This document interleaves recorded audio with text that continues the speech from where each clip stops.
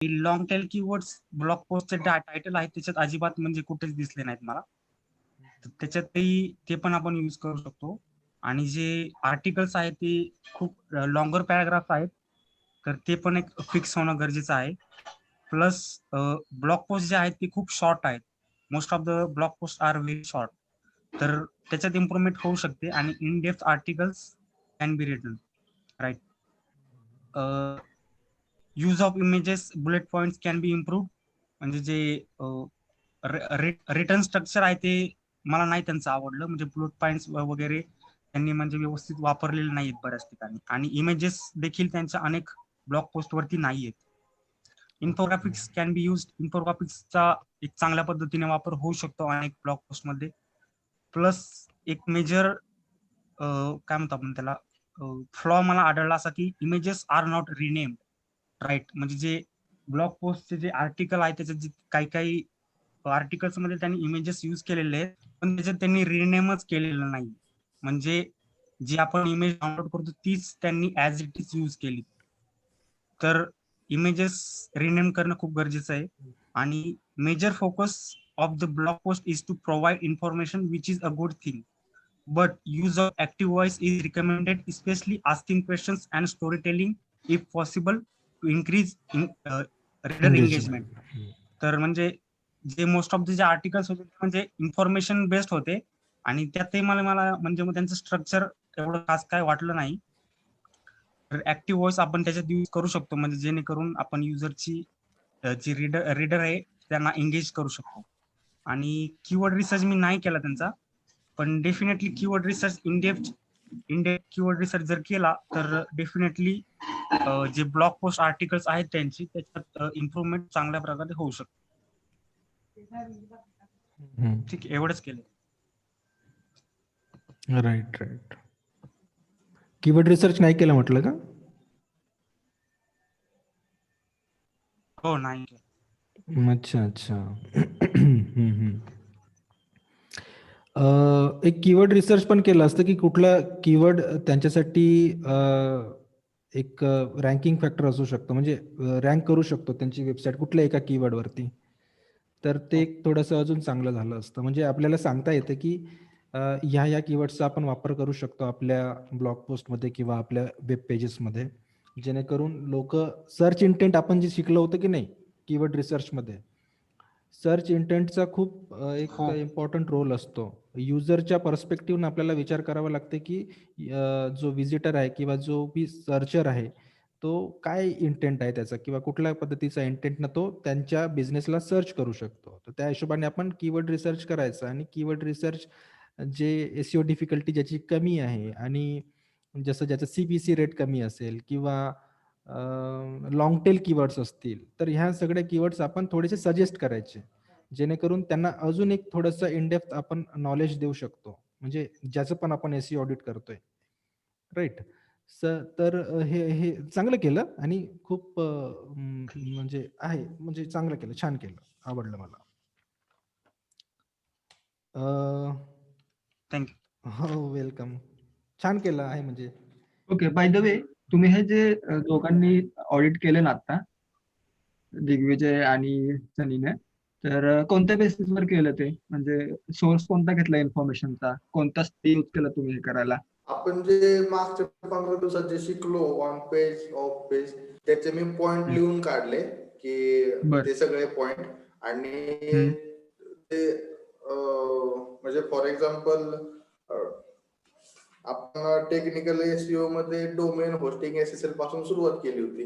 Domain hosting असल्याशिवाय website दिसणार नाही, त्यामुळे तो पॉइंट मी इथं कन्सिडर नाही केला. फक्त एसएसएल आहे का एवढंच चेक केलं. आपण एक्सेबल साईट मॅप शिकलो होतो. मी URL च्या पुढे साईट मॅप टाकलं, त्यांचं साईट मॅप येतोय का बघितलं, नाही येते, नोटीस ते पॉइंट ऑफ केलं. परत आपण कीवर्ड साठी एक सेपरेट एक तास आपण चर्चा केली होती की अशा प्रकारे ते युज व्हायला पाहिजे, टायटल मध्ये असं असलं पाहिजे, फर्स्ट पॅरेग्राफची सुरुवात त्यातनं झाली पाहिजे वगैरे. ह्या गोष्टी मी बघितलं की आपल्या त्या कंटेंट मध्ये तशा प्रकारे आहेत का. तर ते यूज त्याचा कमी केलाय कीवर्डचा. म्हणजे अगदी पेज डेंटल क्लिनिक जे त्यांनी वापरले याच्यामध्ये मेटा टॅग डिस्क्रिप्शन मध्ये वगैरे, ते सुद्धा इकडे ते म्हणजे होम पेजवर welcome to best dental clinic वगैरे असं काहीतरी करू शकले असते ते. सो हे जे आपण शिकलो मागच्या 8-15 दिवसात त्याच्यात फक्त मी मेन पॉइंट नोट केला आणि ते इथं दिसतंय का मला हे चेक केलं. Very good, very good, very good. Sunny, मी तू कसं केलंस मग? जे नोट्स घेतल्या होत्या ना मी रेकॉर्डिंग पाहिल्यानंतर त्याचा हम्म. रेफरन्स फक्त. Perfect, perfect, awesome. वृषालीजी तुम्ही केलं का? आपण जे असाइनमेंट दिली होती ग्रुपवर त्याचं काय? अरे गेलं ते. आय थिंक त्यांचं काही ओके, कनेक्शनचं फाईन. प्रॉब्लेम एक न्यूज आहे तुमच्यासाठी. जो आपण इंटरव्ह्यू घेणार होतो ना उद्या, सो आपण तो घेतोय परवा दिवशी संडेला इव्हिनिंगला.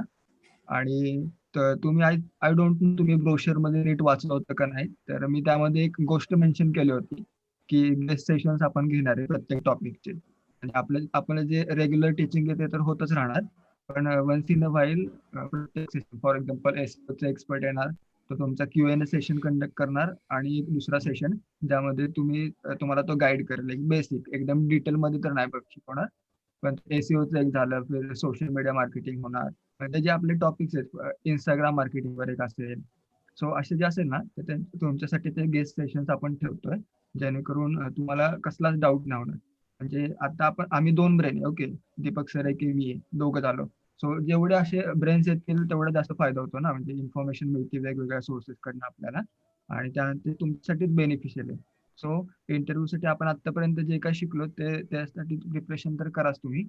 प्लस तुम्ही तुमचे क्वेश्चन्स रेडी ठेवा जे तुम्हाला समजले नाहीयेत किंवा समजलेत पण तुम्हाला अजून व्यवस्थित अंडरस्टँड करायचे ते.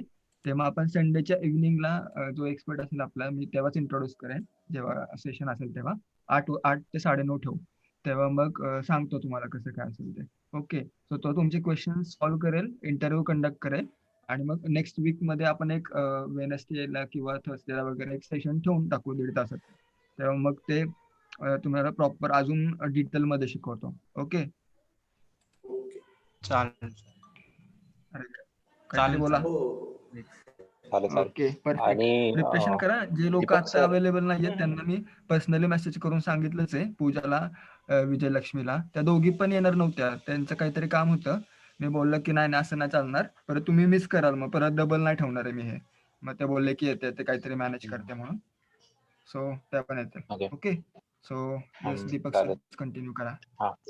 दीपक सर, हा हा हा हा दीपक प्रणय. सर, माझा एक डाऊट होता. आता लाईक असाइनमेंट साठी जी URL दिलेली ना आपली रॉयल इम्प्लांटची, सो आता ती बेसिकली कशी डेंटिस्ट ओरिएंटेड आहे, राईट? बट त्याच्यावरती काही कीवर्ड साठी ती रँक करते ज्याची SEO डिफिकल्टी एकदम इझी आहे ना. That keyword is Gujarati mid day. ठीक आहे. So Gujarati my question is की निस्टार Gujarati mid day mid day. Mid day Gujarati मधला मिड डे. हा मिड ओके. डे. तर त्याच्यावरती ती रँक करते म्हणजे टॉप रँकिंग कीवर्ड्स मध्ये. सो माझा क्वेश्चन असा आहे की निशा रिलेटेड नाहीये, राईट? म्हणजे आता न्यूजपेपर झालं आहे, फक्त काय SEO डिफिकल्टी कमी आहे म्हणून त्यांनी तो कीवर्ड युज करून रँक करून टाकला SEO बूस्ट करायला, का काही रिलेव्हन्सी असेल त्याच्या मागे, म्हणजे असं काही स्ट्रॅटेजी किंवा काही? रिलेव्हन्सी म्हणजे त्यांचं गुजराती मिड डे हा काही लोकल न्यूजपेपर वगैरे आहे का? तिथे त्यांचं ऑनलाईन काही प्रेझेन्स असेल किंवा त्यांचा आर्टिकल वगैरे आलेला असेल तर मे बी तो रँक होऊ शकतो. गुजराती मिड डे मला समजलं नाही ऍक्च्युली काय आहे म्हणजे. कारण ते कसं आता मिड डे पेपर आहे ना आपला. अच्छा, मिड डे पेपर आहे. हा न्यूजपेपर. हा हा हा हा हा, तसा गुजराती मिड डे. अच्छा अच्छा त्या ओके. पर्टिक्युलर कीवर्ड वरती त्यांनी रँक करून टाकलाय. त्याची डिफिकल्टी 1 आहे, SEO डिफिकल्टी 21, म्हणजे दॅट इज सुपर इझी. पण सर्च व्हॉल्यूम नाही म्हणतं तरी मंथली ऑलमोस्ट 10,000 आहे त्याचा. अच्छा. तोच एक माझा कन्सर्न होता की आता काही कीवर्ड्स डिफिकल्ट पडतात, भले ती निश डेंटिस्टची का असोना, एक डॉक्टर यांची. तर मग गुजराती मिड डे या कीवर्डला सर्च व्हॉल्यूम किती आहे? रँकिंग बूस्ट करायला सर्च व्हॉल्यूम 9,900 आहे. अरे वा, चांगला आहे. मंथ पण पर रिलेव्हंट नाही आहे मंथ. ना. हा आहे की हा नाही? तेच रिलेव्हंट नाहीये म्हणूनच मला डाऊट येतोय हां, हां. की म्हणजे कसं एसईओच्या हां, पद्धतीने म्हणजे एक बूस्ट असं करायला असं त्यांनी इझी आहे असं म्हणून त्याच्यावर करून टाकलं एखादा आर्टिकल. हां, हां. हा असं असू शकते की त्यांचं काही तेच आर्टिकल तेच वगैरे विचारतोय आलेलं की असेल बाबा असं पण करतात मिड डे का. मध्ये. हं, हं. हम्म. त्यांचं काही आर्टिकल वगैरे आलेलं ओके असेल मिड डे मध्ये आणि मला वाटलं ते हां, आणि असू शकते त्यांचं काही आर्टिकल आलेलं असेल आणि ते होतात न्यूजपेपर मधले जे काही आर्टिकल्स आहेत ते लोकली रँक होतात, असं काही नाही. हा ओके ओके हं, ओके हं, हं. ठीक आहे चल मला पण करून घ्यायला लागेल जरा ह्याच्यात. हां, हां. ठीक आहे पण ते चालेल रिलेव्हंट नाहीये बघून घेतो मी पण. कुठल्याच पद्धतीने, कारण त्यांचा कुठलाच हा बिझनेस तेच म्हणून त्या मी जरा कीवर्डवर एकदम ग्रो नाही होणार. हे झालं. आहे ना. लोकल बिझनेस असेल किंवा कुठलाही काही असेल म्हणूनच म्हणजे जरा हे झालं. तर ते सर्च इंटेंटच्या हिशोबाने ते होणार. इरिलेव्हन्सी कुठेच कामाची नाहीये ती, नाही का? राईट. कारण तर त्यांची हां, मोस्ट ऑफ बोलतात ना टॉप कीवर्ड्स वरती रँक करताय ना तर तोच जास्त आहे हां, तेच म्हटलंय. असं म्हणून. हां, हां. मोस्टली लॉंग टेल कीवर्ड्स घ्यायला ठीक पाहिजे. आहे लोकली बघू लोक सर्च करतात. चालेल. ओके. सो आपले जर टेक्निकल इश्यू, सॉरी मी आता इंग्लिश म्हणतो, हिंदीमध्ये सुरू करणार, कारण आपण जे रेकॉर्डिंग करतोय ते त्यांना हिंदी समजलं पाहिजे जे ऑफलाईन आहेत आता. ठीक है, ओके. ओके हाँ, तो अभी हम लोग देखेंगे जो भी पार्ट रह गया था टेक्निकल एसईओ का, तो कुछ 3-4 टॉपिक्स थे या 3-4 पॉइंट्स थे जिसके ऊपर हमें डिस्कस करना था, बताना था मुझे कुछ कि वो जो मेजर पॉइंट्स है टेक्निकल एसईओ के हिसाब से, और वो भी ज़रूरी है, अगर वो नहीं रहे तो टेक्निकल एसईओ कंप्लीट ही नहीं होता और ना ही किसी एसईओ साइट का एसईओ ऑडिट हम लोग कर सकते हैं, राइट। तो शुरुआत करते हैं, कुछ पॉइंट्स मैं अभी रिपीट नहीं करूँगा जो हमारा प्रीवियस हो चुका था, अभी हम लोग डायरेक्टली नेक्स्ट पॉइंट की तरफ आते हैं, ठीक है। तो नेक्स्ट पॉइंट था हमारा robots.txt, इसका भी एक थेरोटिकल जो है डेफिनेशंस देख लेते हैं हम लोग। robots.txt is a text file that resides in the root directory of your website and gives search engines crawlers instructions as to which pages they can crawl and index during the crawling and indexing process। अभी मेरी भाषा में तो ठीक है, theoretical हो गया, उससे हमें कुछ लेना देना नहीं है, हमें अपनी भाषा में सिंपलेस्ट लैंग्वेज में समझना है कि robots.txt क्या होता है। देखिए, गूगल या जो भी सर्च इंजन्स होते हैं उनका, जैसे मैंने शुरुआत में बताया था कि उनके जो बॉट्स होते हैं, क्रॉलर्स होते हैं या स्पाइडर्स होते हैं, जो हमारी वेबसाइट्स को आके सर्च करते हैं या फिर जो इंडेक्स करने के हिसाब से या फिर हमारी वेबसाइट का डेटा स्टोर करते हैं। तो ऐसा नहीं है कि गूगल के या किसी भी सर्च इंजन के पास इतना सारा टाइम होता है या वो हमारी वेबसाइट पे बार बार आके विजिट करें। और दूसरी ये चीज़ है कि हमें अपने सारे के सारे पेजेस जो होते हैं वो इंडेक्स करवाना ज़रूरी नहीं होता। मतलब कि जैसे कुछ कुछ ऐसे पेजेस जो टेम्पररी हमारी जो रूट डायरेक्टरी में स्टोर हो जाते हैं, जैसे हम लोग एलिमेंटर पे काम कर रहे हैं या पेज बिल्डर पे, किसी भी पेज बिल्डर पे काम कर रहे हैं, तो कुछ ऐसे पेजेस होते हैं जो हमारी रूट डायरेक्टरी में स्टोर हो जाते हैं जो हमें भी नहीं पता। और ऐसे कुछ फाइल्स होते हैं जो कुछ फाइल्स क्रॉलर्स जो होते हैं ना उनको भी इंडेक्स कर लेता है, क्रॉल कर लेता है और स्टोर कर लेता है, और वो भी सर्च इंजन्स में दिखने शुरू हो जाते हैं। अभी ऐसे फाइल्स को हमें रोबोट्स जो होते हैं ना उनको रोकना है, जो बॉट्स होते हैं उनको रोकना है क्रॉलिंग से। और इस तरीके का कुछ एक टेक्स्ट होता है, टेक्स्ट फाइल होती है या फिर बोल सकते हैं आप कोड होता है जो हमें अपने वेबसाइट के रूट डायरेक्टरी में स्टोर करवाना होता है। तो अब ये robots.txt जो है, ये सबसे पहले जो सर्च इंजन के जो बॉट्स आते हैं हमारी वेबसाइट पे क्रॉल करने के लिए इंडेक्सिंग पर्पज से, तो सबसे पहले हमारी जो वेबसाइट है उसमें आके सबसे पहले हमारी जो रूट डायरेक्टरी है उसमें robots.txt का फाइल सर्च करते हैं, ठीक है। जैसे robots.txt का फाइल, देन साइट मैप वगैरह वगैरह, ये 2 फाइल इंपॉर्टेंट है हमारी वेबसाइट्स में, जो है हमारी डायरेक्टरी में होना बहुत इंपॉर्टेंट है। एक सर्च इंजन क्या करते हैं कि जो वेबसाइट्स होती है ना, हर एक वेबसाइट का एक क्रॉलिंग बजट होता है, ठीक है।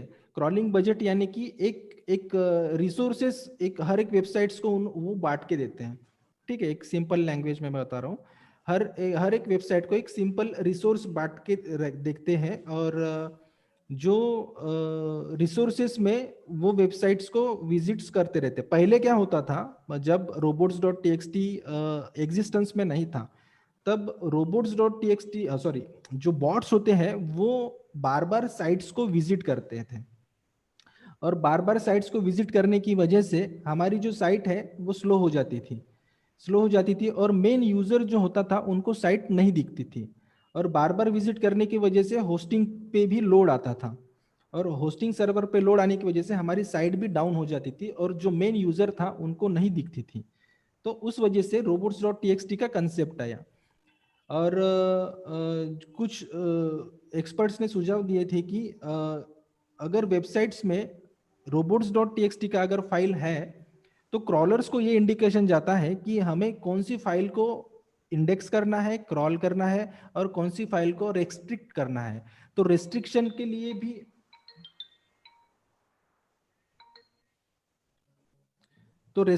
लिए भी ये फाइल्स जरूरी होती है, क्योंकि हमें हर किसी पेज को क्रॉल नहीं करवाना है और ना ही इंडेक्स करवाना है, और अननेसेसरी गूगल के सर्च इंजन्स में गूगल या किसी भी सर्च इंजन्स हो, उनके यहाँ पे अननेसेसरी डेटा नहीं स्टोर करवाना है। तो हमें robots.txt का जो फाइल है वो जो है हमारी जो रूट डायरेक्टरी होती है वेबसाइट की, वहाँ स्टोर करवाना होता है। अब ये robots.txt के फाइल कैसे होते हैं, किस तरीके से दिखते हैं, और उसका हर एक जो कोड होता है उसका क्या मीनिंग होता है, अभी हम लोग थोड़ा सा स्टेप बाय स्टेप देखते हैं, ठीक है। तो अगर मैं किसी वेबसाइट का यहाँ पे जैसे एक facebook.com का लेते एग्जांपल, facebook.com, हम लोग सर्च कैसे कर सकते हैं कि किसी वेबसाइट में robots.txt की फाइल है या नहीं है।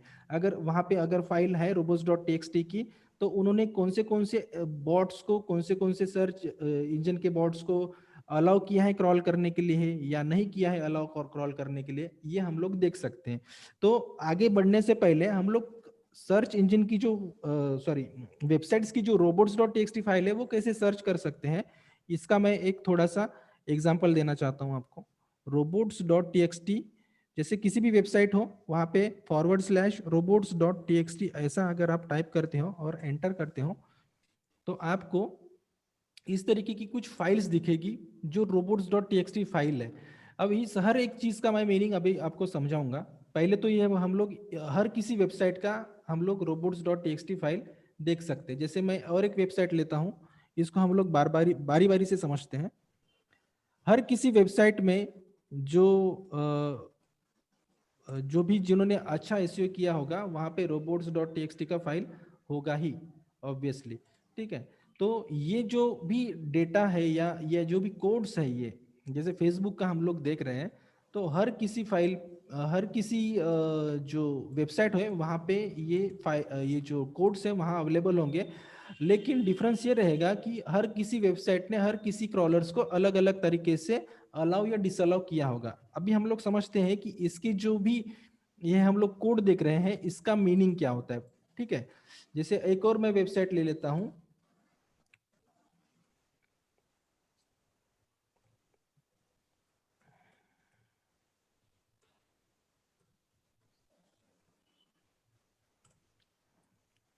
डिफरेंस समझते हैं हर किसी वेबसाइट का, और ठीक है, ये है एक और ये है एक और ये है एक, ठीक है। फिलहाल हम लोग 3 वेबसाइट्स का जो है robots.txt की फाइल समझने की कोशिश करते हैं। अभी हम लोग जैसे देख रहे हैं कि किसी भी वेबसाइट का robots.txt फाइल अगर चेक करना है हमें, तो हम लोग उसके डोमेन के आगे /robots.txt ये टाइप करके हम लोग चेक कर सकते हैं कि robots.txt का फाइल कैसा है। अभी हम लोग समझते हैं कि हर एक पार्ट का मीनिंग क्या है।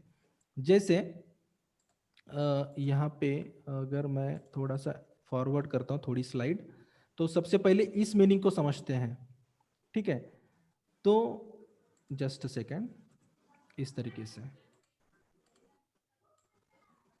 इसको मैं थोड़ा बाहर लेता हूँ। तो अभी यूजर एजेंट, यहाँ पे एक यहाँ पे फ्रेज लिया गया है, यूजर हाइफन एजेंट या यूजर हैड डेशन सेमीकोलन एस्टेरिस्क, और उसके नीचे डिसअलाउ करके दिया है और semicolon /।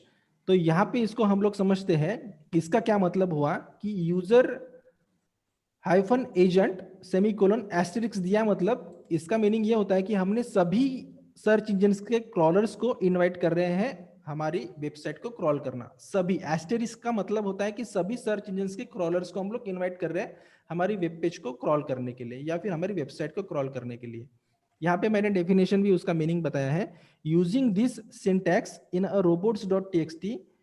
robots.txt file would tell all web crawlers not to crawl any pages on example.com। ठीक है, अभी डिसअलाउ का मतलब ये होता है, अगर मैंने ये जो है ये यहाँ पे मैंने निकाल दिया /, मतलब मैं किसी भी फाइल को रेस्ट्रिक्ट नहीं कर रहा हूँ गूगल के या किसी भी सर्च इंजन के बॉट्स को बता रहा हूँ मैं कि सभी फाइल्स मेरे आप क्रॉल कर सकते हो, सभी फाइल्स मेरे इंडेक्स कर सकते हो। अगर मैं यहाँ पे /, लगाता हूँ तो यहाँ पे मैं ये बता रहा हूँ क्रॉलर्स को कि आप मेरी वेबसाइट में आके किसी भी फाइल को, किसी भी पेज को इंडेक्स नहीं कर सकते, क्रॉल नहीं कर सकते। अगर ये मैं रिमूव कर देता हूँ, फिर से मैं आपको बार बार रिपीट कर रहा हूँ, इसको मैं रिमूव कर देता हूँ, तो आप सर्च इंजन के क्रॉलर्स को ये बता रहे हो कि आप मेरी वेबसाइट में सभी पेजेस आप क्रॉल कर सकते हो। ठीक है, यूजर एजेंट मतलब यूजर एजेंट एस्टेरिक्स हम लोग साइन दिया है, मतलब इसको हम लोग ये समझ रहे हैं कि सभी, एस्टेरिक्स का मतलब सभी सर्च इंजन के क्रॉलर्स को हम लोग बता रहे हैं कि आओ मेरे वेबसाइट को क्रॉल करो। ठीक है, डिसअलो हाइफन अगर है वहां पे, सॉरी डिसअलो सेमीकोलन है और उसके बाद एस्टेरिक्स नहीं है, तो इसका मतलब हम लोग किसी भी वेब पेज को डिसअलाउ नहीं कर रहे गूगल के या सर्च इंजन के क्रॉलर्स को इंडेक्स करने के लिए। समझ में आया कि ये बात फिर से रिपीट करूं? हाँ, समझ में आया ना? ठीक है, आई समझ में। हाँ ठीक है। देन एक और हम लोग ये कर देते हैं, ये तो हमने अभी देखा था, ठीक है, ये तो अभी मैंने बताया था आपको। इसका डिसअलाउ के बाद अगर ये है, डिसअलाउ के बाद अगर सेमीकोलन /, नहीं है, मतलब हम लोग बता रहे हैं कि all pages on example.com including the home page they can crawl. Okay, then अगर सिंटैक्स इस तरीके से है, सिंटैक्स इस तरीके से है, इसको भी मैं थोड़ा सा अलग कर लेता हूं। तो इसका मतलब ये है कि मैं सिर्फ user agent semicolon Google bot, तो इसका मतलब ये है कि मैं सिर्फ गूगल बॉट को इंस्ट्रक्शंस दे रहा हूं कि आप मेरी वेबसाइट में आओ और क्रॉल करो, और गूगल बॉट के जो क्रॉलर्स होते हैं उनको मैं इंस्ट्रक्शंस दे रहा हूं /, लगा के कि एग्जाम्पल सब फोल्डर जो होता है, एग्जाम्पल जो भी वेबसाइट का फोल्डर का नाम होता है सब फोल्डर, उसको मैं डिसअलाउ कर रहा हूं क्रॉल करने से। इस तरीके से, जैसे मेरी रूट डायरेक्टरी है, जैसे मैंने आपको बताया था, जैसे ये है रूट डायरेक्टरी, मतलब जो भी हमारे जो पब्लिक HTML में जो भी फोल्डर्स होते हैं, और कुछ ऐसे फोल्डर्स होते हैं कि हमें,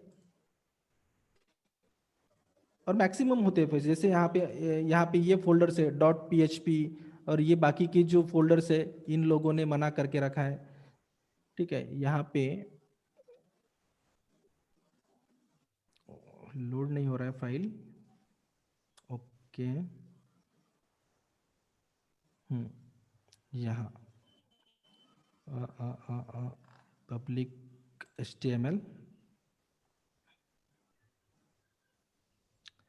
ये यहाँ क्या बोल रहा था मैं, हाँ, ये जो फाइल्स है, इन फाइल्स को जैसे हम लोग यहाँ पे अगर कंटेंट में आए तो कौन से फाइल्स को, जैसे थीम्स हो गए, ये बाकी की जो फाइल्स है, ये फाइल्स भी हम लोग अलाउ डिसअलाउ करके रख सकते हैं। ठीक है, फोल्डर का नाम अगर दे दो वहाँ पे / लगा के, तो गूगल आपकी वो फाइल्स को क्रॉल नहीं करेगा। और बहुत सारी जो फाइल्स होते हैं वो क्रॉल कर लेता है अगर हम लोग ऐसे इस तरीके से अगर नहीं लगाते तो ये हमें कहाँ पता चलता है? गूगल सर्च कंसोल में।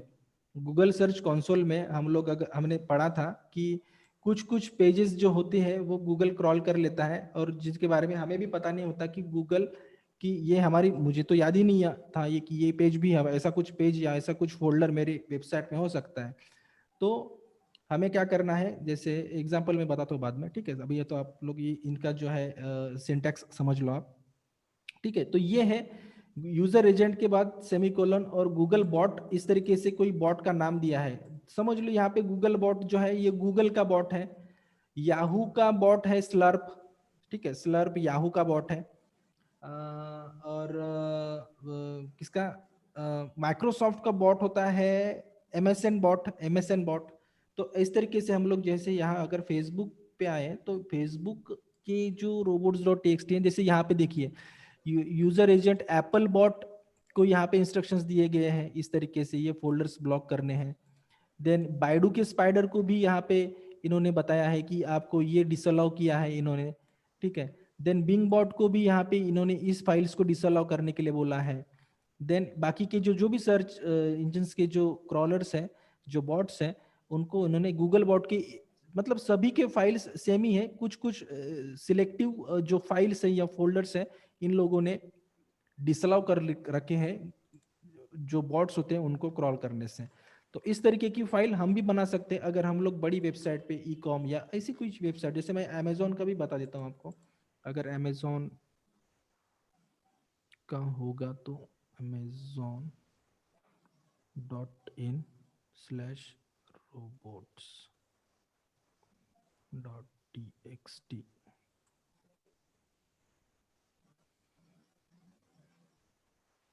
देखिए यहाँ पे तो बहुत ही, मतलब ये देखिए यहाँ पे यूजर एजेंट सेमीकोलन एस्टेरिस्क लगा है, मतलब सभी सर्च इंजन्स को अलाउ किया है क्रॉल करने के लिए, लेकिन डिसअलाउ किया है ये सारे फाइल्स है, ठीक है? अभी ये सारे फाइल्स तो मैं नहीं जानता, हर कोई डेवलपर है उन लोगों को पता होता है कि ये फाइल्स क्या होती है, ये क्या नहीं होती है, ठीक है?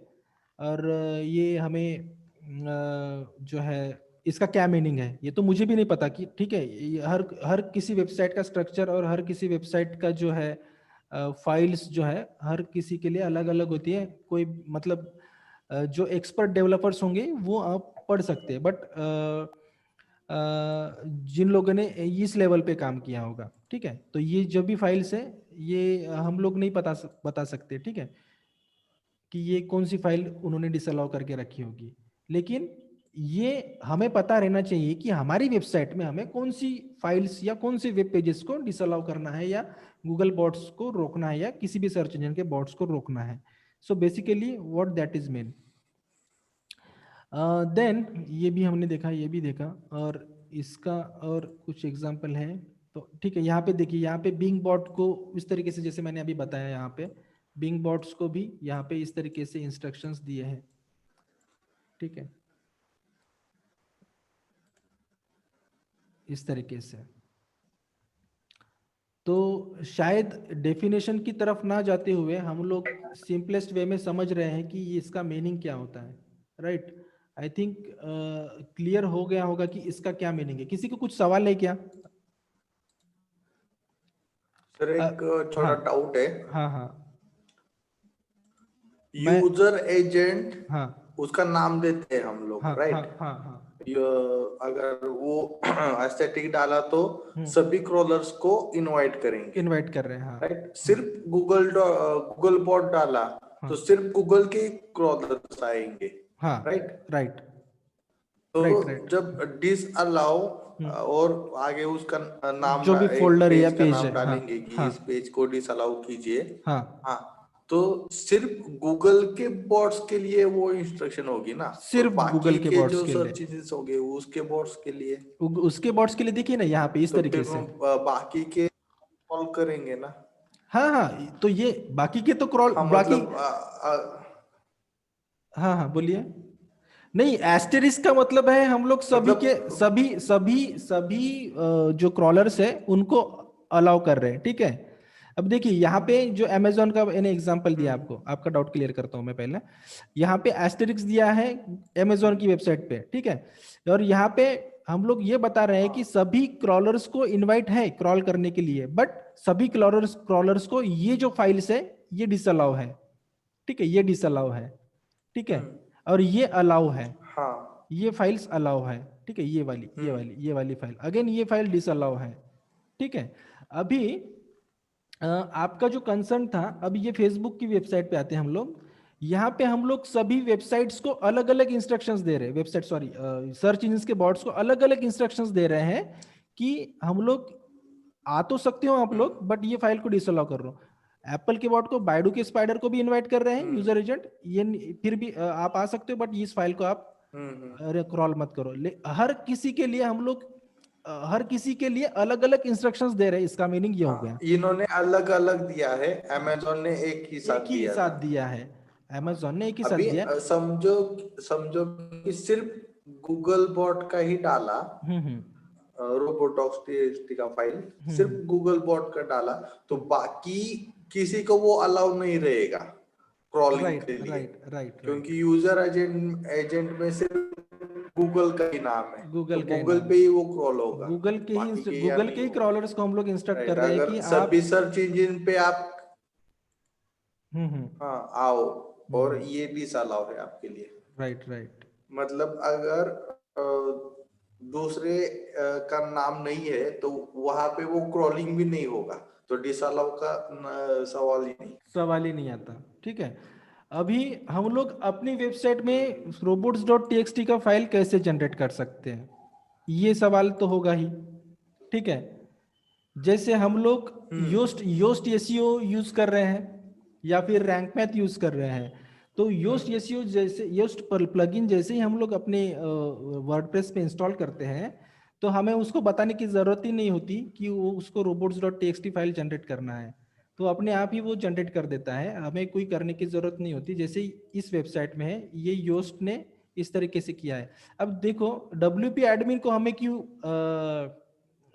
क्रॉल करवाना चाहेंगे किसी भी, है ना, हमारे एडमिन पेज को क्यों क्रॉल करवाना चाहेंगे हम लोग, तो यहाँ पे ऑटोमेटिकली यहाँ पे जो है WP एडमिन को डिसअलाउ कर दिया है सारे बॉट्स के लिए, लेकिन एडमिन -ajax.php मतलब हम बाकी के सारे पेजेस को हम लोग अलाउ कर रहे हैं, सिर्फ एडमिन को छोड़ के, इसका मीनिंग ये हो गया। अब यहाँ पे हम लोग आते हैं फाइल एडिटर में योस्ट के, तो देखिए यहाँ पे robots.txt का फाइल क्रिएट करने के लिए यहाँ पे हम लोगों को ऑप्शन भी है यहाँ पे, और ये ऑप्शन बाय डिफॉल्ट ऐसे ही रहता है योस्ट में, ठीक है। फाइल कहाँ पे आए हम लोग, योस्ट के टूल्स में आके हम लोगों ने इस तरीके का एक ये दिया है। और यहाँ पे अगर हम लोगों को इस तरीके से भी अगर कुछ करना है, किसी फाइल्स को अलाउ डिसअलाउ करना है, तो यहाँ पे भी हम लोग इस तरीके से ये कर सकते हैं, मतलब उसको सिंटैक्स दे सकते हैं। आगे कुछ और टर्म्स है, सिंटैक्स है, और उसको भी हमें समझना है, ठीक है, उसको समझ लेते हैं पहले। देखिए कैसे होता है कि जैसे योस्ट को यहाँ पे हमें बताने की जरूरत नहीं होती। मैं गूगल सर्च कंसोल में आता हूँ, हाँ ठीक है, थोड़ा सा गूगल सर्च कंसोल में आता हूँ, आ गया।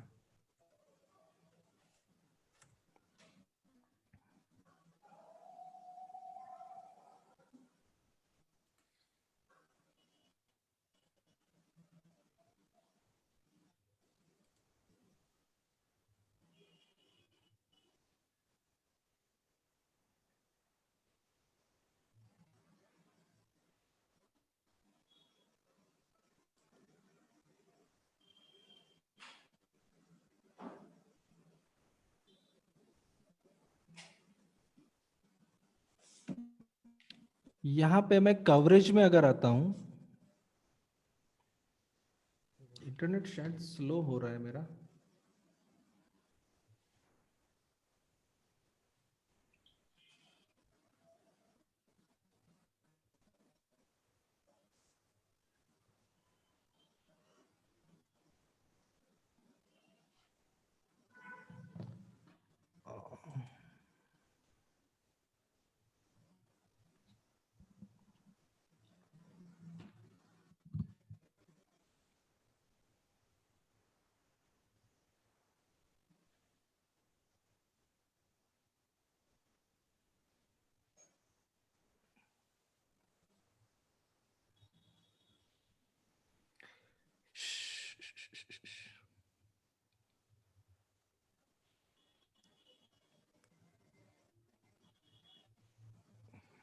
क्या हो रहा है?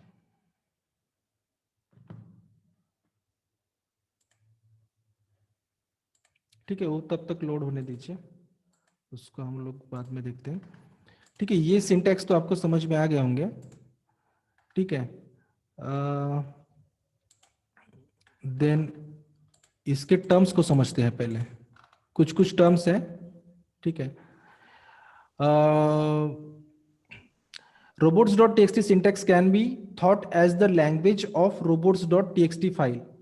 There are 5 common terms you are likely to come across in a robots file. They include user agent. अभी user agent का मतलब क्या होता है?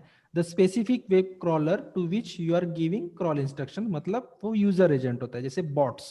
ठीक है, स्पेसिफिक वेब क्रॉलर को यूजर एजेंट बोलते हैं, जो बॉट्स बोलो या स्पाइडर बोलो या कुछ भी बोलो। ठीक है, अ लिस्ट ऑफ, ठीक है, वहां पे मैंने मेंशन नहीं किया। डिसअलो का मतलब होता है the command used to tell a user agent not to crawl a particular URL, only one disallow. Line is allowed for each URL, जैसे मैंने बताया था कि अगर वहां पे फॉरवर्ड स्लैश नहीं है, जैसे यहाँ पे एक सिंटैक्स दिया गया होगा, ठीक है, यहाँ पे, ठीक है, the command used to tell a user agent not to crawl particular URL, only one disallow semicolon, line is allowed for each URL. Semicolon है, ठीक है, इसका मतलब तो मैंने समझ, सेमीकोलन के बाद अगर कुछ नहीं है तो मतलब हम लोग सभी को अलाउ कर रहे हैं। अगर हाइफन सेमीकोलन फॉरवर्ड स्लैश लगा के है तो हम लोग सभी फाइल्स को डिसअलाउ कर रहे हैं क्रॉलिंग से। इसका मतलब ये हो गया। Allow only applicable for Google bot. Allow means allow अगर है तो ये अलाउ सिंटैक्स सिर्फ गूगल के क्रॉलर्स को ही अप्लीकेबल है, बाकी के क्रॉलर्स को अलाउ नहीं है। ठीक है, the command to tell Google bot it can access a page और subfolder even though its parent page और सब फोल्डर में बी डिसअलाउड। जैसे यहाँ पे अगर मैं आपको बताऊं, यहाँ पे कहीं अलाउ का सिंटैक्स किया, यहाँ पे यूज किया है, तो अलाउ मीन्स सिर्फ गूगल के बॉट्स को इंस्ट्रक्शंस है कि ये आप अलाउ इसको ये कर सकते हो, बाकी के बॉट्स को नहीं है। ठीक है, बाकी के अलाउ का अगर सिंटैक्स कहीं पे भी यूज किया गया हो तो सिर्फ गूगल के बॉट्स को, रिगार्डलेस यहाँ पे एस्टेरिस्क है सभी क्रॉलर्स को, बट अलाउ का सिंटैक्स सिर्फ गूगल के बॉट्स को ये यूज किया जाता है, गूगल के बॉट्स के लिए। So I think that is clear now. Crawl delay, जैसे मैंने बताया था, क्रॉल डिले का मतलब ये होता है, जैसे ये सिंटैक्स है, यहाँ पे अगर मैं जैसे ये यहाँ पे, जैसे यहाँ पे मैं क्रॉल डिले सेमीकोलन इस तरीके से मैं यूज कर रहा हूँ। इसका पहले तो टर्म समझ लेते हैं क्या होता है ये। क्रॉल डिले का मतलब होता है कि पहले तो इसका थियोरेटिकल डेफिनेशन समझ लेते हैं। How many seconds a crawler should wait before loading and crawling page content. Note that Google bot does not acknowledge this command but crawl rate can be set in a Google search console. देखो, इसका ये मतलब हुआ कि देखो, पहले तो मैंने जैसे बताया था कि आपको ये जो है क्रॉलर्स जो होते हैं ना, गूगल या जो भी सर्च इंजन हो, हर एक का एक क्रॉल बजट होता है, और जब भी वो हमारी वेबसाइट्स पे आते हैं तो हमारी वेबसाइट्स को थोड़ा सा स्लो करते हैं, क्योंकि अगर वो आते हैं तो हमारी वेबसाइट को पूरी तरीके से स्कैन करते हैं। अगर स्लो होता है तो हमारे यूजर्स जो आते हैं, लाइव यूजर्स हमारी वेबसाइट पे, उनके लिए वेबसाइट जो है स्लो हो जाती है। और ये क्रॉलर जो होते हैं बार बार आते रहते हैं, विजिट करते रहते हैं। तो हमको क्या करना है, उनको इंस्ट्रक्शंस करना है कि अगर कोई वेब पेज पे आता है, जैसे मान लो कि ये वेबसाइट है, कहाँ गई वेबसाइट, एक एग्जांपल देख लेते हैं। जैसे यहाँ पे बहुत सारे लिंक्स दिए गए हैं और हर लिंक्स पे जाके वो क्रॉलर जो है ना उसका डेटा या उस पेज को क्रॉल करने की कोशिश करते रहते हैं। हर लिंक्स को जाए, इस पेज पे गया, इस पेज पे गया, इस पेज पे गया। बट हमें उनको इंस्ट्रक्शंस देना है कि आप थोड़ा सा वेट करो, ताकि जैसे एक पेज पे गया तो उसको मैं इंस्ट्रक्शन दे सकता हूँ कि अगर यहाँ मैं अगर 10 अगर यूज करता हूँ तो उसको इंस्ट्रक्शन जाता है कि 10 मिली सेकंड आप यूज, मिली सेकंड, 10 का मतलब मिली सेकंड, या 20 अगर आप देते हो तो 20 मिली सेकंड होता है। मोस्टली 10 ये सिंटैक्स यूज किया जाता है मिली सेकंड्स में, कि मैं अगर किसी, हम लोग क्रॉलर को जो है इंस्ट्रक्शंस दे रहे हैं कि भैया आप वेट करो 10 सेकंड, क्योंकि ब्रीथ टाइम जो बोलते हैं हम लोग, जैसे आपने योगा अगर क्लास किसी ने किया होगा तो ब्रीदिंग टाइम होता है एक स्पेसिफिकली, ठीक है। तो वहां पे एक ब्रीथ लेना होता है और छोड़ना होता है। तो वो ब्रीथ टाइम होता है एक वो क्रॉलर्स के लिए कि आप थोड़ा 10 मिली सेकंड रुक जाओ अगले पेज पे जाने के लिए। तो उस समय क्या होता है कि हमारे वेब सर्वर पे लोड नहीं आता है। जब भी हमारे वेब क्रॉलर्स हमारे वेबसाइट पे आते हैं तो हमारे सर्वर पे लोड 100% आता है। तो हम उसको एक मिली सेकंड्स के लिए रोक लेते हैं कि आप अगले पेज पे विजिट करने के लिए थोड़ा सा 10 मिली सेकंड रुक जाओ, ठीक है। तो ये हो क्रॉल डिले का मतलब सिंपलेस्ट लैंग्वेज में। देन होता है साइट मैप के बारे में, तो हमने पढ़ा ही है, इसके बारे में हम लोग डिस्कस नहीं करते हैं। तब तक हमारा जो है कवरेज, ये जो है गूगल सर्च कंसोल का, जैसे यहाँ पे हमने अगर यहाँ पे देखते हैं एक्सक्लूडेड पोर्शन में अगर हम लोग आते हैं यहाँ पे, तो यहाँ पे कुछ प्रॉब्लम्स दिख रहे हैं क्या, नहीं दिख रहे, वार्निंग में आते हैं, एरर्स, लिंक्स में आते हैं।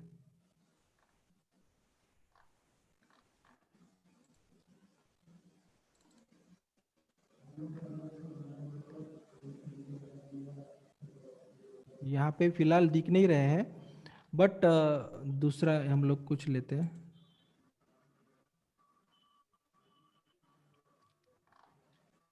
आपको बस एक समझाना था आपको कि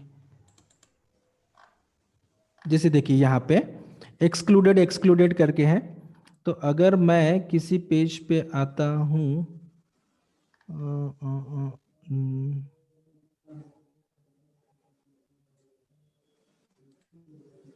किसी भी पेज के ऊपर आता हूँ तो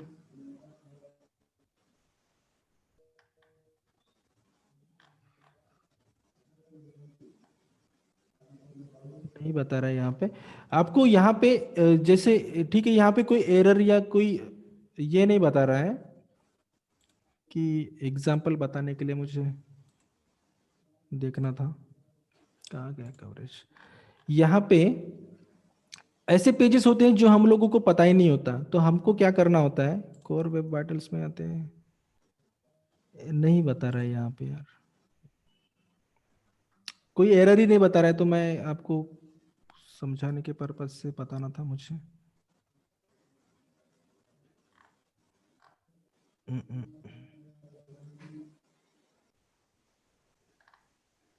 एक्सक्लूडेड वर्जन में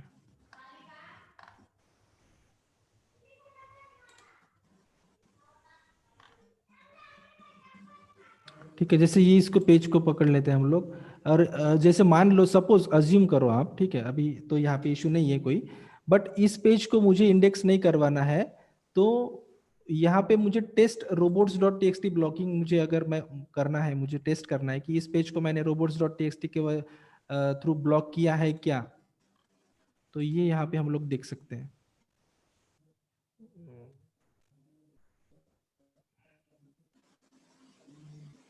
गूगल सर्च कंसोल के कवरेज इसमें अभी यहाँ पे नहीं बता रहा है, एक्चुअली एग्जांपल मुझे बताना था आपको।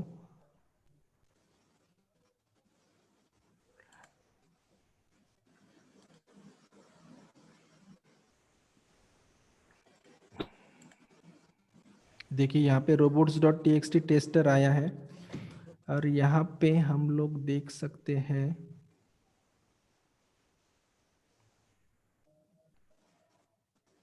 ठीक है, यहाँ पे ग्रीन लाइट है, मतलब हमने अलाउ किया है गूगल के बॉट्स को कि आप क्रॉल कर सकते हो, only for Google bots.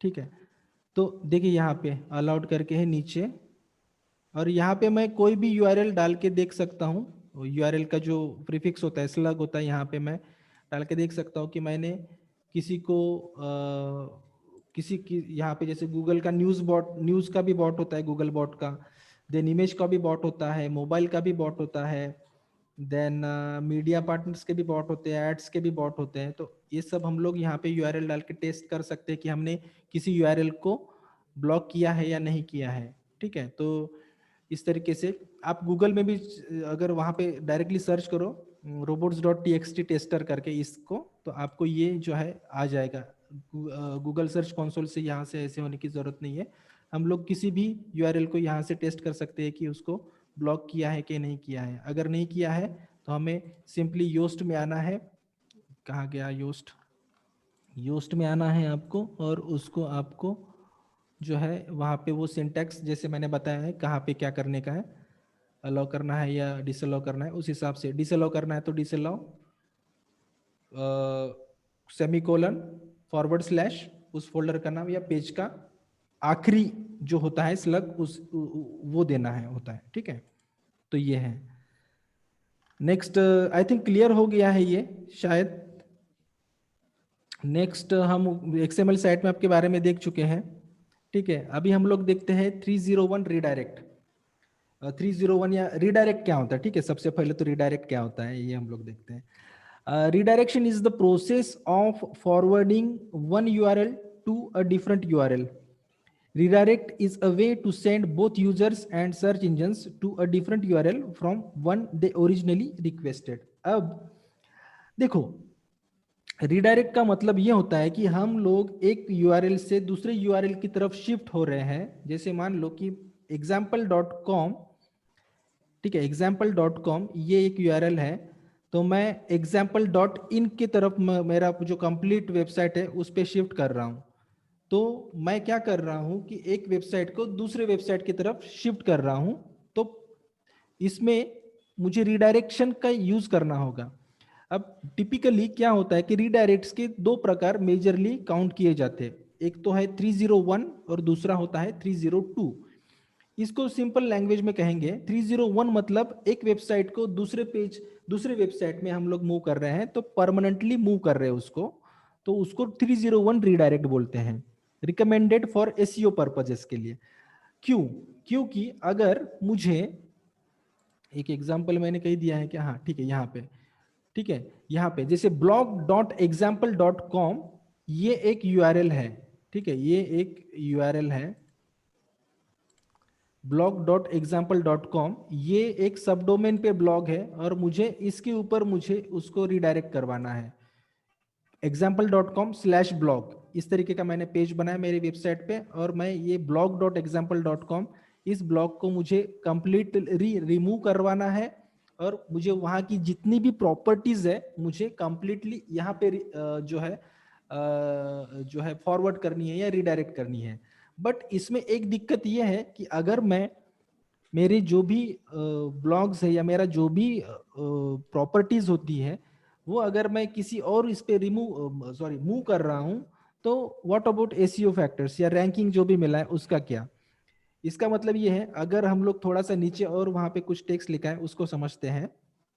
In simple terms, a 301 redirect tells the browser this page has moved permanently. This is the new location and we don't intend on moving it back. To which the browser responds, sure thing, I will send the user there right now. इसका मतलब ये हुआ कि अगर मैं blog.example.com ये website में permanently shift कर रहा हूं, तो इसका जो भी एसईओ जूस है, लिंक जूस है, लिंक इक्विटी है, एसईओ इक्विटी है, रैंकिंग फैक्टर है, रैंकिंग इक्विटी है, जो भी आप टर्म यूज करो, जितना भी इस पेज को ट्रैफिक मिला है, जितना भी इसका रैंकिंग हुआ है, वो उसको परमानेंटली इसको शिफ्ट हो जाएगा नेक्स्ट पेज को रिडायरेक्ट, 301 रिडायरेक्ट का हम लोग अगर यूज कर रहे हैं तो, ठीक है। इसके किसी भी एसईओ इक्विटी में कोई भी फर्क नहीं आएगा अगर हम 301 रिडायरेक्ट यूज करके इसको इस पेज के ऊपर भेज रहे हैं तो, ठीक है। ऐसे ही कोई क्या होता है, कभी कभी हमारे जो वेबसाइट्स में कुछ ऐसे हालात बन जाते हैं कि हमें कुछ पेजेस हमें रिमूव करने होते हैं, बट उस पेज को या उस ब्लॉग पोस्ट को बहुत सारा बैकलिंक्स मिला हुआ होता है, उसकी एक रैंकिंग हो चुकी होती है, तो उस समय हम लोग उस पेज को कैसे रिमूव करेंगे? एक तो दिक्कत आ जाती है कि अगर हमको रिमूव करना है, दूसरा पेज बनाना है, तो फिर से उसके ऊपर मेहनत करो यार, फिर से उसके ऊपर मतलब रैंकिंग लाओ, एसईओ करो उसका, तो ये बड़ी दिक्कत वाली बात होती है। तो हमें क्या करना है उस सिचुएशन में, हमें वो वेब पेज रिमूव करवाना है और हमें सर्च इंजिन्स को बताना है, बॉट्स को बताना है कि ये 301 रिडायरेक्ट जो होता है, ये 301 रिडायरेक्ट हमें ये एक जो है एक सिंटैक्स होता है, हमें बॉट्स को बताना होता है कि ये जो वेब पेज था ये अभी इस ब्लॉक इस यूआरएल पे कंप्लीटली मूव हो चुका है, आप इसको प्रेफर करो और यहाँ इस पेज के ऊपर जितना भी इक्विटी आ रहा है उसको ट्रांसफर करो, इसके ऊपर जितना भी इक्विटी आ चुका है अभी तक उसको परमानेंटली उसके ऊपर शिफ्ट करो नए यूआरएल की तरफ। इसका मतलब ये हुआ 301 रिडायरेक्ट का। और बेसिकली ये हमें यूज करना चाहिए मोस्ट ऑफ द वेबसाइट्स में, और जो भी हम लोग जैसे हम लोग अभी ऑडिट का फैक्टर देख रहे थे, तो इस तरीके का कुछ हुआ है क्या? अगर हुआ है, हुआ नहीं हुआ होता है एक्चुअली, बट अगर किसी को ऐसा करवाना है तो हम लोग इस तरीके से ये कर सकते हैं without losing their ranking equities. Okay, just a second, कौन है? थोड़ा सा कोई म्यूट कर लो, किसी का थोड़ा डिस्टर्बेंस आ रहा है मुझे। समझ में आया ये?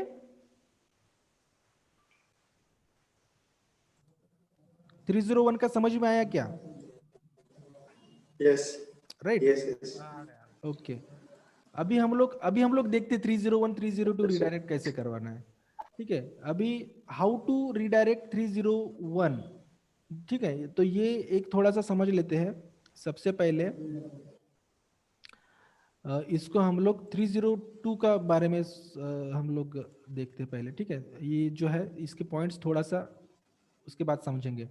When to use 302 redirects? Use cases for 302 redirects are few and far between, but there are some. अब 302 redirects यहाँ पे नहीं बताया, 302 redirects का भी मैं बता देता हूँ। जैसे 302 redirects मतलब जो मूव करना है हमें टेम्पररीली।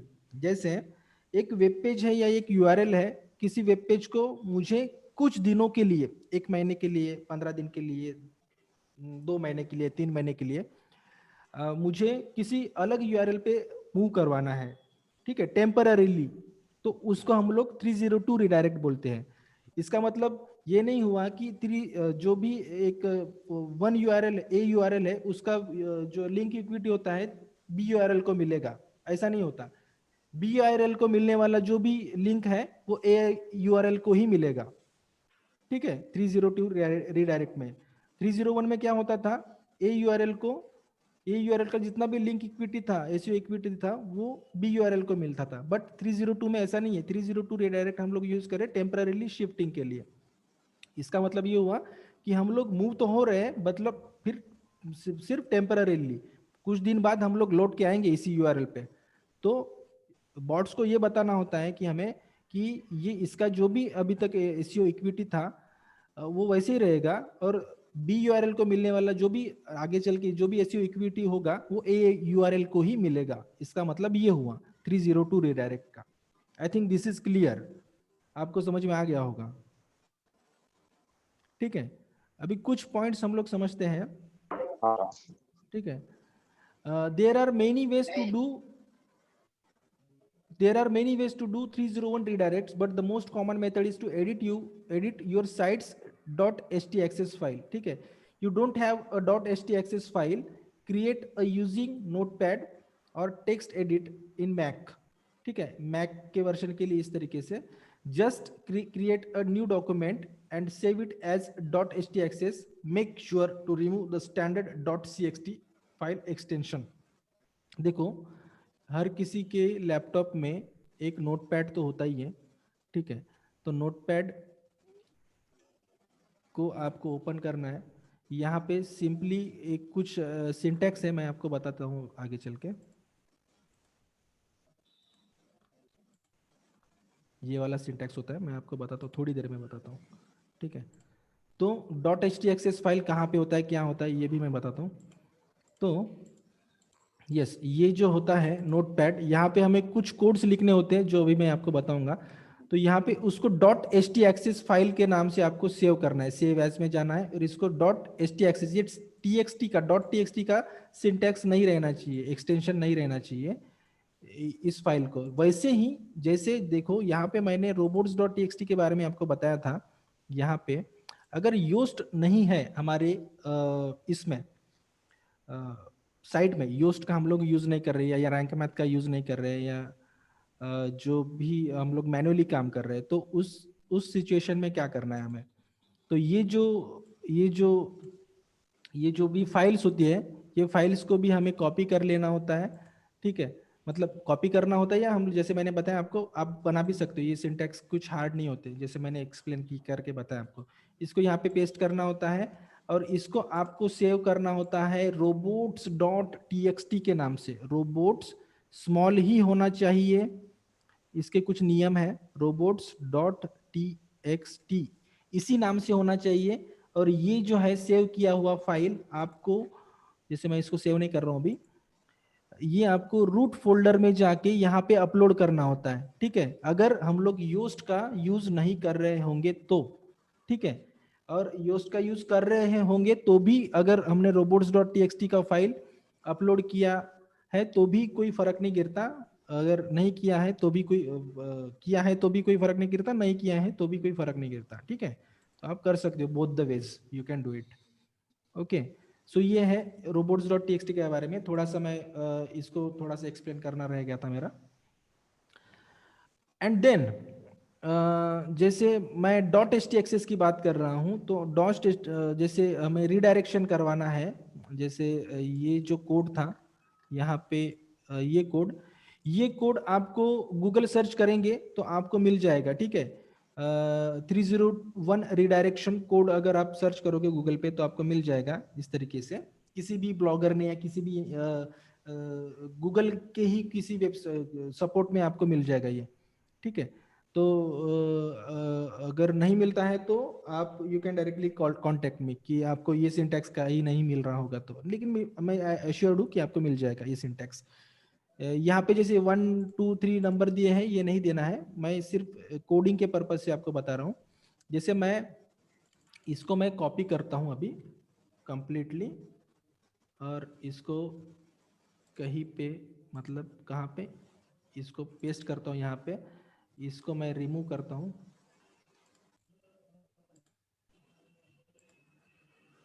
और अभी मुझे 301 रिडायरेक्ट करना है, तो यहाँ पे 301 है। अगर 302 रिडायरेक्ट करवाना होता तो मुझे 302 रिडायरेक्ट यहाँ पे मुझे लिखना होता। तो यहाँ पे मैं क्या बता रहा हूँ, यहाँ पे oldsite.com, यहाँ पे मुझे ओल्ड URL देना है और मुझे यहाँ पे भी ओल्ड URL देना है। ये सिंटैक्स को समझने की जरूरत नहीं है, ये जो भी कोड है रीराइट कंडीशन वगैरह, तो ठीक है। यहाँ पे ओल्ड URL देना है और यहाँ पे न्यू URL देना है, ठीक है। यहाँ पे न्यू URL देना है और यहाँ पे आपको इसको सेव करना है .htaccess के फाइल नाम से। यहाँ पे सिंटैक्स वगैरह का एक्सटेंशन नहीं आना चाहिए, .htaccess के नाम से, ठीक है। और ये फाइल आपको सेव करनी है। सेव करने के बाद आपको फिर से आपके रूट फोल्डर में जाना होगा और यहाँ पे आपको सेव करवाना होगा। जैसे मैं यहाँ पे बैक आता हूँ, देखिए यहाँ पे .htaccess old .htaccess ये भी यहाँ पे दिया गया है। तो यहाँ पे भी आप इसको एडिट, ये देखो ध्यान से करना है सब चीज़ें। आप थोड़ा सा अगर मतलब इसको थोड़ा सा केयरफुली करना, अगर यहाँ पे कुछ भी मिस हो जाता है तो जैसे वो आप इसको ये नहीं कर सकते, रिकवर नहीं कर सकते। तो मैं क्या कर रहा हूँ, इसको राइट क्लिक कर रहा हूँ यहाँ पे और एडिट कर रहा हूँ। यहाँ पे आपको नोटिफिकेशन आएगा, एडिट कर देना है। यहाँ पे जो भी कोड मैंने अभी यहाँ पे लिया है ये वाला, यहाँ पे आपको क्या करवाना है, देखिए यहाँ पे इफ मॉड्यूल दिख रहा है आपको यहाँ पे, तो आपको उसके नीचे एक एंटर देना है और वो कोड पेस्ट कर देना है, देन सेव चेंजेस कर देना है। आपका जो रिडायरेक्ट है वो हो जाएगा, ठीक है। और ये भी ठीक है, ये तो ठीक है, कोडिंग में आओ और ये करो वो करो। एक अगर वर्डप्रेस यूज कर रहे हो ना, तो सिंपलेस्ट वे प्लगइन्स में आओ और ऐड न्यू में आओ, और एक सिंपल वे बताता हूँ मैं आपको अभी। ये तो ठीक है, ये तो कोडिंग के पार्ट ऑफ व्यू से देख रहा हूँ मैं। अगर ये आपको नहीं समझ में आता है तो डोंट वरी, वर्डप्रेस है तो कोई दिक्कत वाली बात ही नहीं है। यहाँ पे मैं सिंपली रीडायरेक्ट करके टाइप करता हूँ, रीडायरेक्ट।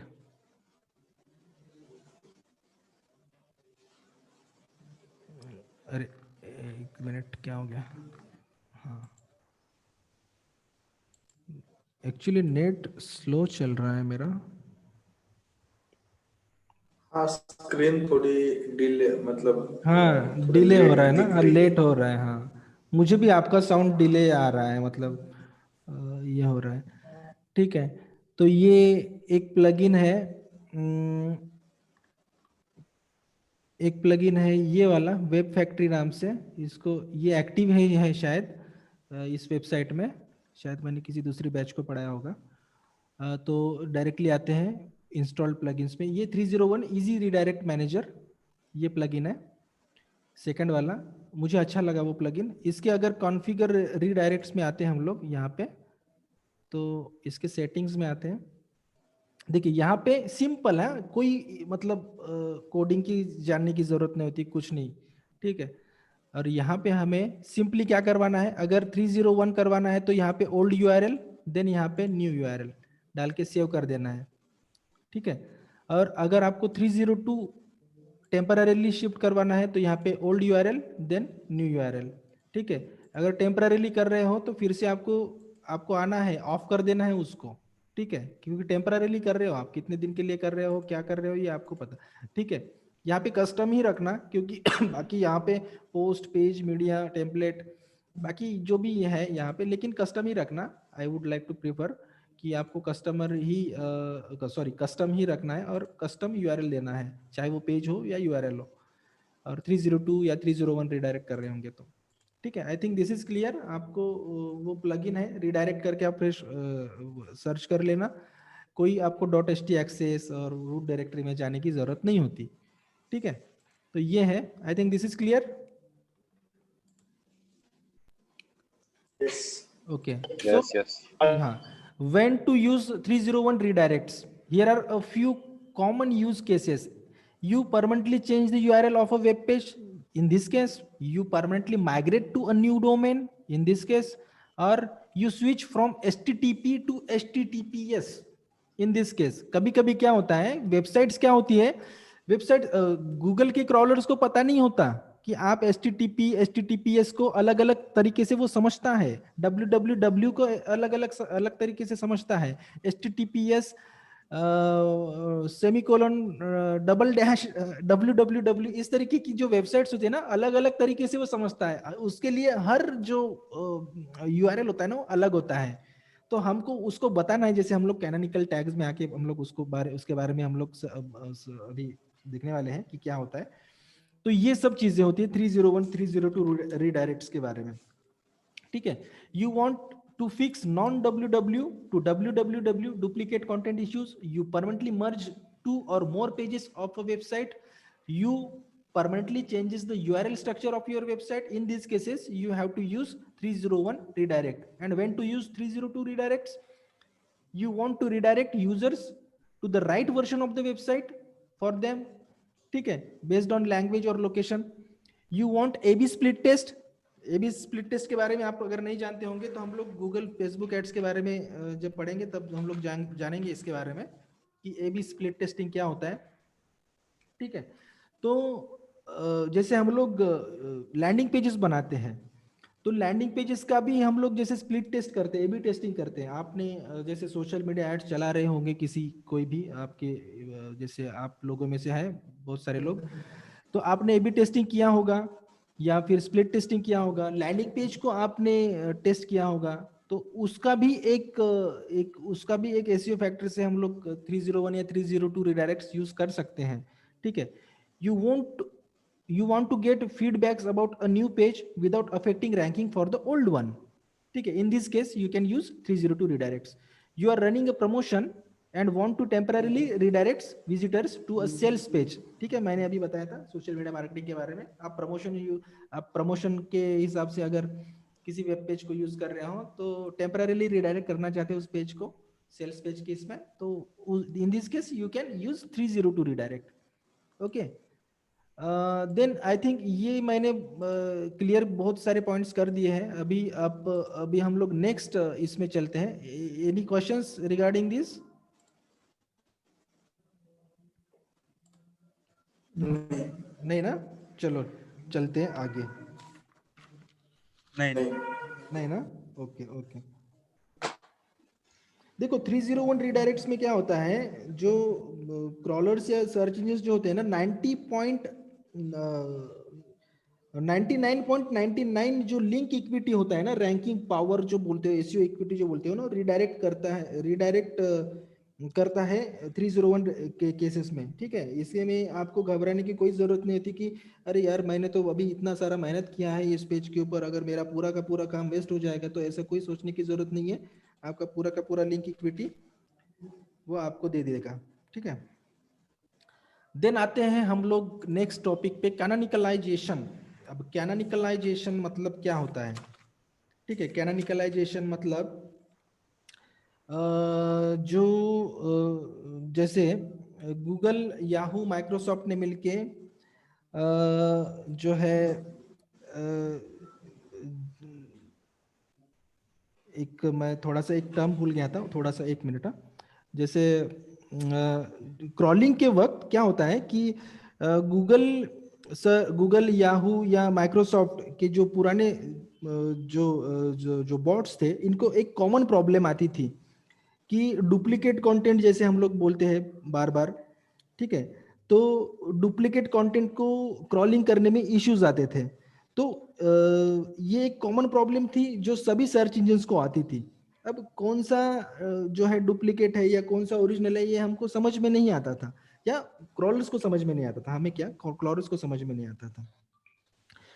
तो इस वर्ड का इजाद हुआ मतलब थोड़ा सा उर्दू हो गया मेरा।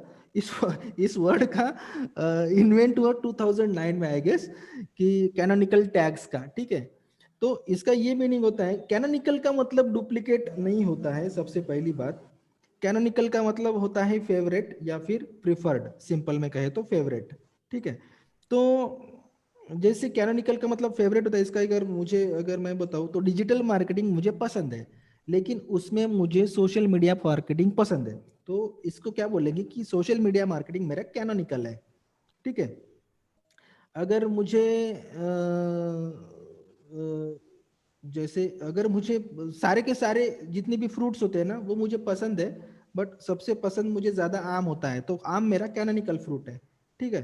तो इस तरीके से आप समझ लो, इतने एग्जांपल्स ठीक रहेंगे आई गेस। ठीक है।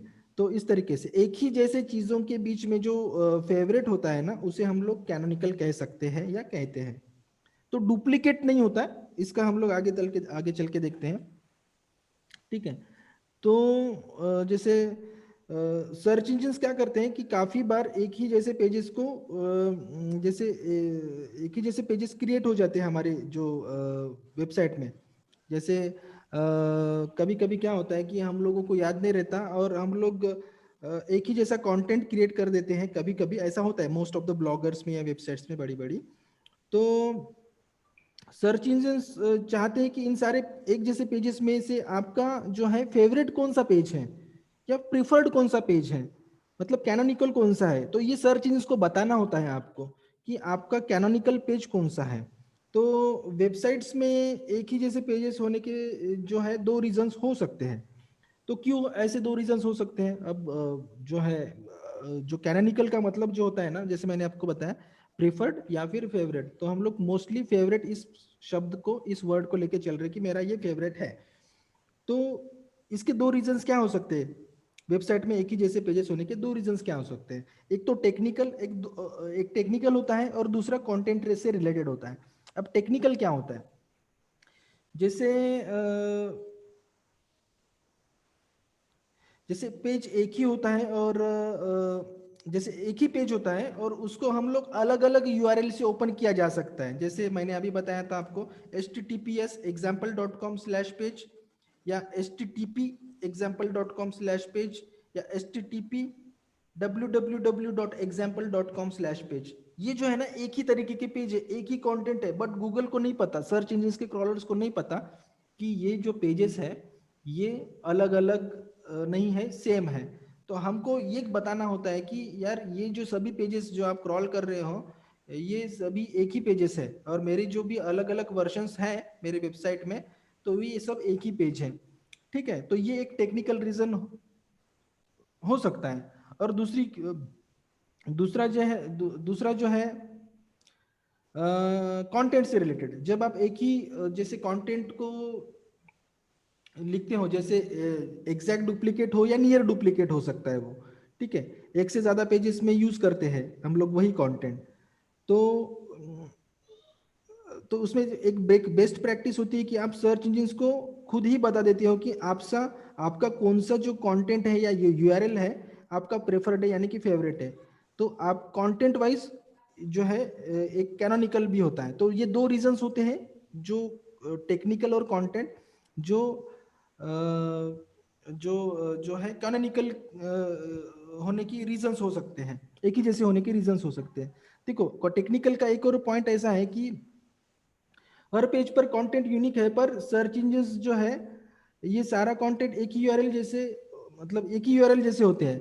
ठीक है, अब जैसे मैंने example.com वगैरह वगैरह जो एग्जांपल दिए हैं, तो सर्च इंजिन्स क्या होता है ना कि सर्च इंजिन्स को नहीं पता होता है कि ये अलग अलग है या एक जैसे है, उसको अलग अलग ही दिखते हैं। तो सर्च इंजिन्स में या वहाँ पे डेटाबेस में वो एक ही यूआरएल होता है, लेकिन वो 3-4 यूआरएल डिफरेंट वर्जन होने की वजह से स्पेस के लिए लड़ते रहते हैं, स्पेस के लिए, मतलब हर किसी को एक अपना अपना स्पेस चाहिए होता है, तो स्पेस के लिए लड़ते हैं। तो इसके लिए हमें ये बताना होता है कि सर्च इंजिन को यार ये हमारा जो है ये ओरिजिनल है, ये कैनोनिकल है मेरा, इसको मत स्पेस दो, इसी को दो जो है वो।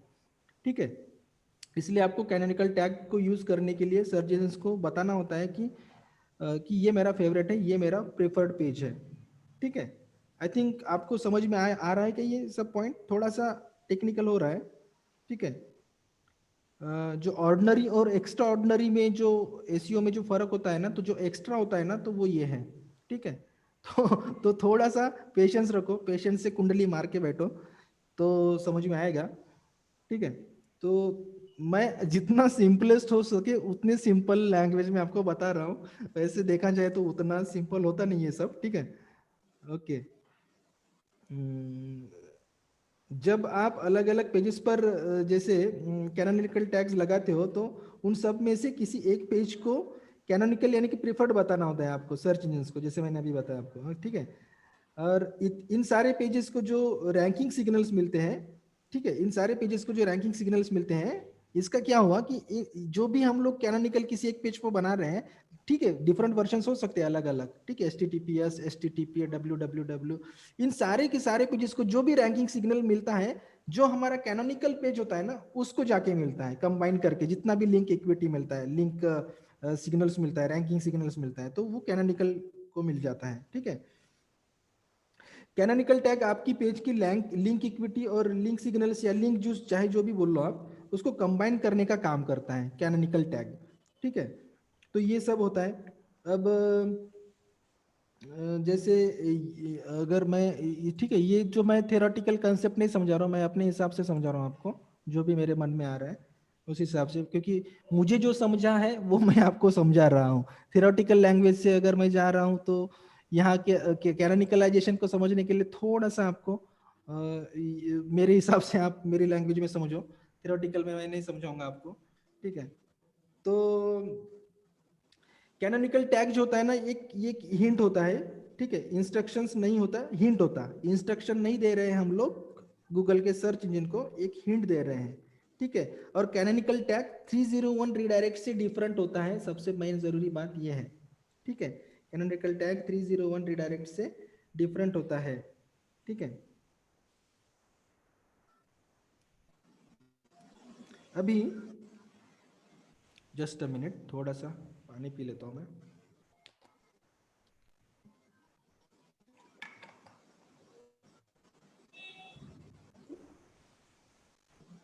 थ्री 301 रीडायरेक्ट में क्या होता है कि सारे के सारे पेजेस को हम लोग रिमूव, मतलब जो भी पेजेस को हम रिमूव हो जाते हैं, लेकिन कैनोनिकल में पेज वैसे के वैसे ही रहते हैं, हम लोग रिमूव नहीं करते। सिर्फ हमें सर्च इंजन को बताना होता है कि ये जो भी है इनमें से मेरा पेज जो है ये फेवरेट होता है। जैसे यहाँ पे योस्ट में आते हैं हम लोग, Yoast Yoast Yoast Yoast Yoast Yoast में आते हैं। आज थोड़ा सा हम लोग और थोड़ा सा है आपको बताना, योस्ट में कहाँ थे, टूल्स में, सॉरी टूल्स में नहीं, हम लोग पोस्ट में आते हैं, ठीक है, पोस्ट में आते हैं।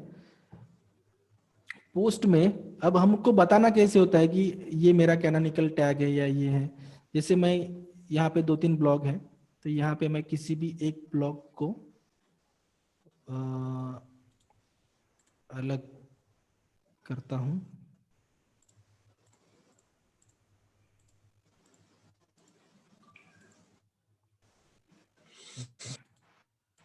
जैसे हम लोग योस्ट यूज कर रहे हैं, तो यहाँ पे हमें ऑलरेडी कैनोनिकल जो यूआरएल है देने के लिए एक ऑप्शन रहता है, तो वो भी मैं बता देता हूँ। समझ में आ गया कैनोनिकल क्या होता है? कोई कंफ्यूजन है क्या? आई थिंक नहीं है ना?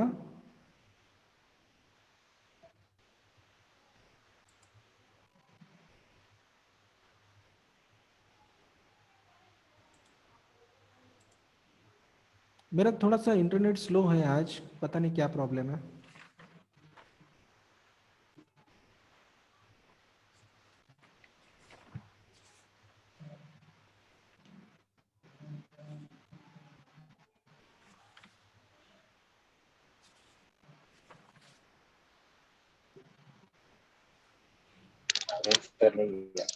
को बहुत ही स्लो हो चल रहा है आज, क्या प्रॉब्लम है पता नहीं।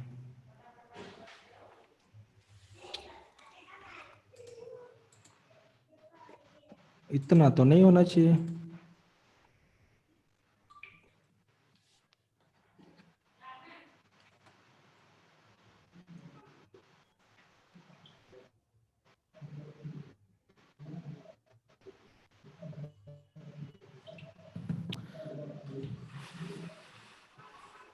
अरे बाप रे,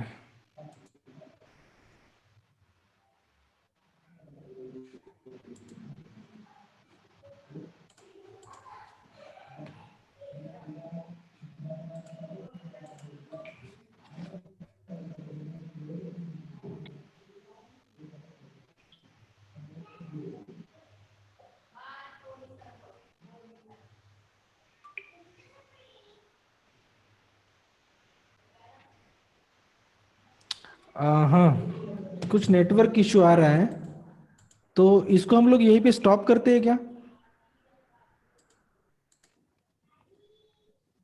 क्या बोलते हो? चलेगा। क्योंकि अगर इसको हम लोग फिर से कंटिन्यू करते हैं आगे, ठीक है? क्योंकि इस ऐसी तरीके से बैठ के रहेंगे तो फिर तो हो गया राइट? समझ में आया कि एनालिटिकल के बारे में? हाँ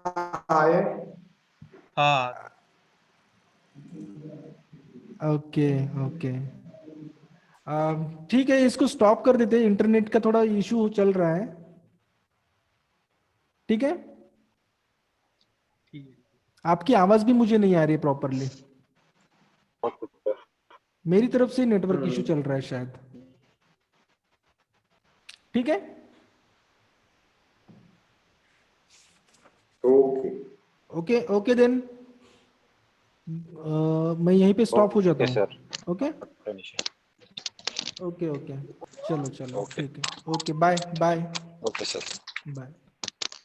okay sir. Good night. Good night good night bye. Bye.